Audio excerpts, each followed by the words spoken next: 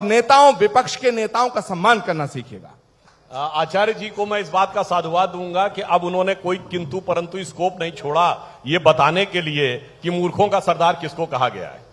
मगर मैं पूछना चाहता हूं, अगर वो सरदार हैं तो खड़गे जी क्या है भाई? भैया वर्तमान में ना वो पार्टी अध्यक्ष है, ना नेता प्रतिपक्ष हैं, और ना वो यूपीए पता नहीं है या नहीं, या वो इंडिया गठबंधन में, इंडिया गठबंधन है। हाँ, वो इंडिया गठबंधन में उसकी श्राद्ध हो गया है, ये मुझे नहीं पता है। तो यूपीए की चेयरपर्सन सोनिया गांधी जी थी, अभी इंडिया गठबंधन को। तो भैया ना वो यूपीए के चेयरपर्सन है, ना यूपीए के संयोजक हैं, ना इंडिया के संयोजक हैं, ना कांग्रेस के अध्यक्ष हैं, ना कांग्रेस के उपाध्यक्ष हैं, ना कांग्रेस के महामंत्री हैं, ना नेता प्रतिपक्ष हैं, पर सरदार हैं। इसका मतलब बाकी सब किरदार हैं, एक ही सरदार है। यही जो आप लोग चेहरे पे चेहरे लगा के बचने की कोशिश करते, वो हो नहीं पाता है। और गलती की बात साहब, गलतियां तो उन्होंने इतनी की कि अब क्या क्या बताया जाए, उस पर तो एक पूरा एक लंबा वो हो जाता है। परंतु मैं कांग्रेस पार्टी से सिर्फ यह कहना चाहूंगा कि थोड़ी समझदारी कांग्रेस पार्टी ने दिखाना शुरू किया है कि अब चुनावों से उनको थोड़ा थोड़ा दूर रखना शुरू किया है। आपने देखा होगा कि क्योंकि उनको पता है, आप जितने भी सर्वेक्षण उठा के देख लीजिए, हमारी पार्टी के पक्ष में जितने मत प्रतिशत दिखाए जाते हैं, मोदी जी की जो रेटिंग है वो उससे ऊपर आती है। यानी हमारा केंद्रीय नेतृत्व जब आएगा तो वो उठाता है, और वहां पर जो आता है वो नीचे। और सुनिए, लेकिन कर्नाटक में अभी लास्ट चुनाव कर्नाटक का हुआ, कर्नाटक में बीजेपी को मुंह की खानी पड़ी कर्नाटक के चुनाव के अंदर। जो आपने कहा हम और आगे बढ़ा देते हैं, हमने कर्नाटक का भी चुनाव हारा, हमने हिमाचल का भी चुनाव हारा जी, ठीक। हम हिमाचल हारे कितने? 0.6% से, और कर्नाटक हारे कितने? अपना वोट प्रतिशत पूरा बचा के।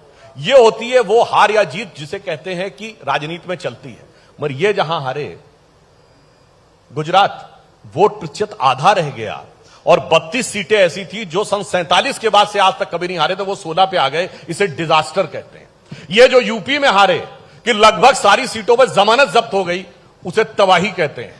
ये जो दिल्ली में हारे लगातार 2 बार, विधानसभा में भी 0 और लोकसभा में 0, उसे तबाही कहते हैं।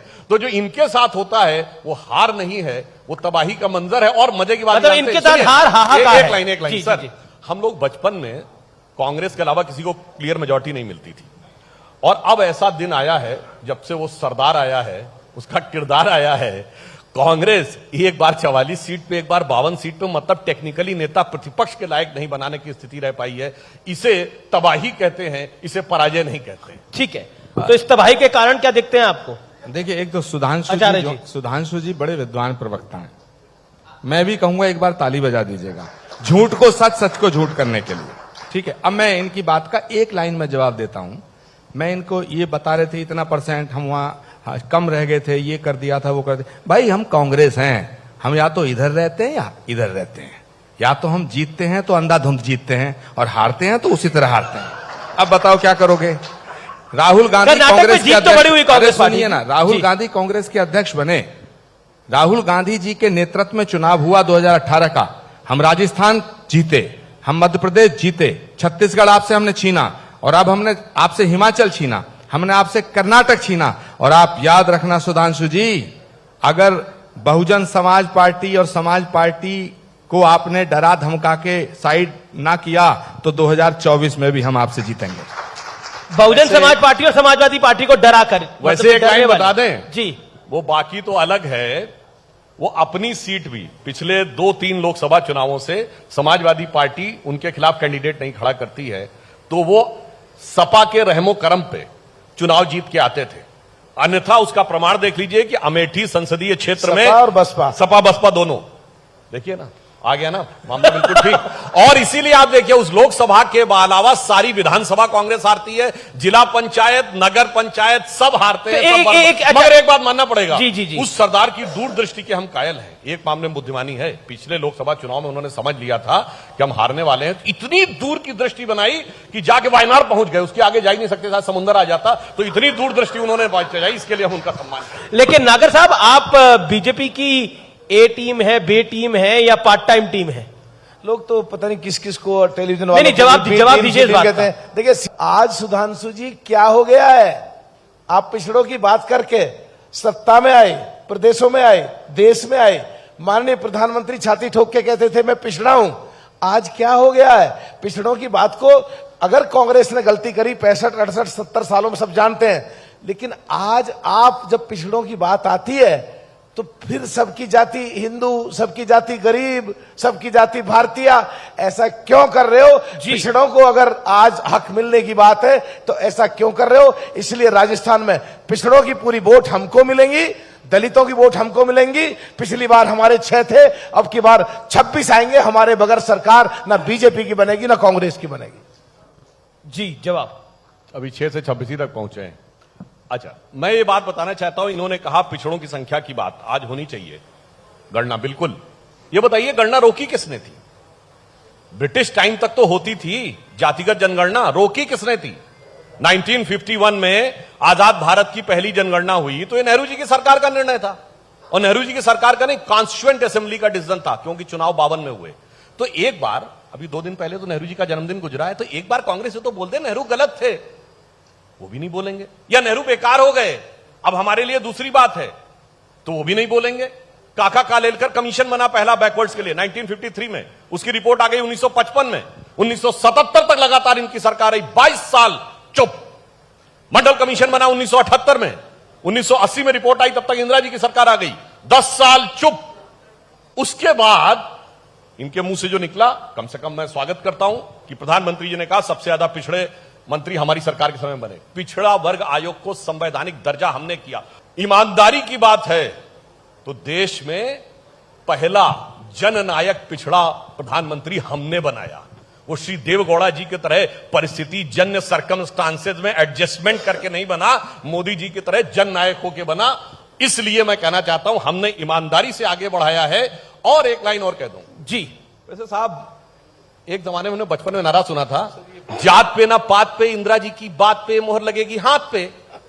अब क्या हो गया भाई? आचार्य जी, इंदिरा जी से एक सेकंड, ये बड़ा इंपॉर्टेंट सवाल है। जातीय जनगणना की बात कांग्रेस पार्टी कर रही है, जिसका नारा था जात पे ना पात पे मोहर लगे कि हाथ पे। इंदिरा गांधी से राहुल गांधी तक का सफर ऐसा क्यों हो गया? क्योंकि एक तरफ हम बात कहते हैं समाज में जात पात नहीं रहनी चाहिए, दूसरी तरफ पूरा विपक्षी गठबंधन जातीय जनगणना की वकालत कर रहा है और कह रहा है कि होना चाहिए। देखिए, इसमें मैं भाजपा और विपक्षी गठबंधन दोनों से मेरी राय अलग है। क्या राय है आपकी? मैं ये मानता हूं कि ये देश, व्यक्तिगत राय है, कांग्रेस की राय है। अब ये तो मेरी पार्टी फैसला करेगी ना, आप थोड़ी फैसला करोगे कि मेरी राय को वो व्यक्तिगत मानेंगे। लेकिन मेरी राय, व्यक्तिगत राय रखने की बहुत लंबी परंपरा, हमारी पार्टी है जिसमें आंतरिक लोकतंत्र है, इनर डेमोक्रेसी है। हमारी पार्टी बसपा जैसी पार्टी थोड़ी है जो मलूक जी कुछ बोल देंगे तो कल को चिट्ठी आ जाएगी। हमारी पार्टी नहीं है ऐसी। हमारी पार्टी में तो राहुल गांधी जी ने सेंट्रल इलेक्शन कमेटी की बैठक में कहा, एक मिनिस्टर को यहाँ के राजस्थान के कहा कि सबसे बड़े भ्रष्ट हैं, इनका टिकट काटना चाहिए, इनका टिकट काट दिया। लेकिन अशोक जी की जादूगरी देखो, उन्हीं का टिकट ले आए हैं। तो ये कांग्रेस है साहब, ये महान पार्टी है हमारी। इसलिए मैं आपको, हाँ, ये मानता है कांग्रेस की इनर डेमोक्रेसी है। भारतीय जनता पार्टी बातों में बड़ी पोल खोल देते हैं कांग्रेस की। अरे पोल को सच कहना, राजनीति में होने का मतलब ये है कि झूठ ही बोलो, ये कोई बात है? नहीं, ताली बजाओ या मत बजाओ, लेकिन मैं सच बोलूंगा। लेकिन सुनिए, अब वो कौन सा भ्रष्ट मंत्री था जिसकी टिकट लेकर आए हैं? वो लंबा विषय, सब जानते हैं राजस्थान में, छोड़िए ना, नाम लेने से क्यों प्रताप जी बैठे हमारे यहाँ, जरा तालियां बजाओ, हमारे कैबिनेट मिनिस्टर। अरे साहब, खाचरियावास बैठे। राज की बात कह दूं तो जाने महफिल में फिर क्या हो, इशारों को अगर समझो, राज को राज रहने दो। अब मैं सीरियस नोट पे बात करना चाहता हूं कि ये वो देश है, ये महात्मा गांधी का देश है, ये सुभाष चंद्र बोस का देश है, ये सरदार भगत सिंह का देश है, ये अशफाकुल्ला खां का देश है। ये वो देश है, और देश की आजादी के लिए हिंदू, मुसलमान, अगड़ा, पिछड़ा, काला, गोरा, सब ने मिलकर के इस देश की आजादी की लड़ाई लड़ी। आज भगत सिंह की आत्मा तड़पती होगी जब ये देश जातियों में बांटने जा रहे हैं आप। क्या सुभाष चंद्र बोस ने सोचा होगा कि ये देश सिर्फ एक जाति का होगा? क्या महात्मा गांधी की शहादत इसलिए हुई थी? क्या इंदिरा गांधी की छाती से लहू जब बहा तो उसने सोचा होगा कि ये देश केवल अगड़े, पिछड़े, ऊंचे, नीचे? अरे आपने हिंदू मुसलमान में बांटा। भारत का विभाजन धर्म के नाम पर 1947 में हुआ।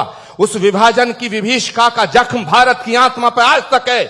अगर धर्म के नाम पे विभाजन करते हो तो भी विभाजन है, और जातियों के नाम पे विभाजन करते हो तो भी विभाजन है। इस दुनिया में दो जातियां, एक अमीर, एक गरीब। मैं भारतीय जनता पार्टी से भी कहना चाहता हूं, अपने मित्र मलूक नागर जी से भी कहना चाहता हूं, बहुजन समाज पार्टी के सांसद हैं, और मैं तमाम अपनी पार्टी और इंडिया गठबंधन के लोगों से भी निवेदन करना चाहता हूं कि सिर्फ दो जातियां हैं, एक अमीर एक गरीब। अगर आरक्षण देना है तो आर्थिक आधार पर दो, बाकी दुनिया में कोई जाति नहीं है। और इस देश का विभाजन धर्म के नाम पर एक बार हो चुका है, अब इस देश को जातियों के नाम पर बांट करके उन पूर्वजों को शर्मिंदा मत करो। अमीश जी, इसका मतलब ये हुआ कि आचार्य प्रमोद कृष्णन सीधा सीधा राहुल गांधी के संसद के बयान को पिछड़ा केवल एक आईएएस अफसर एक सेक्रेटरी है वो, या पिछड़ों की जनगणना कराई जाए, डायरेक्ट थ्रेट दे रहे हैं राहुल गांधी के निर्णय मैं को। सिर्फ कांग्रेस की बात नहीं कर रहा हूं, मैं देश की बात कर रहा हूं। मैं भाजपा के नेताओं से भी कहना चाहता हूं कि आप हिंदू, एक सेकंड, एक अमीश देवगन, बहुत सीरियस बात हो रही है कि भारत के भविष्य का सवाल है। हम आने वाली नस्लों को क्या मुंह दिखाएंगे कि हमने तुम्हें 75 साल के बाद फिर जातियों में विभाजन कर दिया। अरे जातिवाद के नाम पर इस देश को बांटने की कोशिश करना बिल्कुल पाप है। हां, पिछड़ों का उत्थान करो, लेकिन अगड़ों का पतन करने की बात मत करो। आप पिछड़ों की बात करे जाओगे तो इन अगड़ों को क्या गठरी में बांध के समंदर में फेंकोगे? क्या इस देश के निर्माण में अगड़ों का कोई रोल नहीं? कि कागज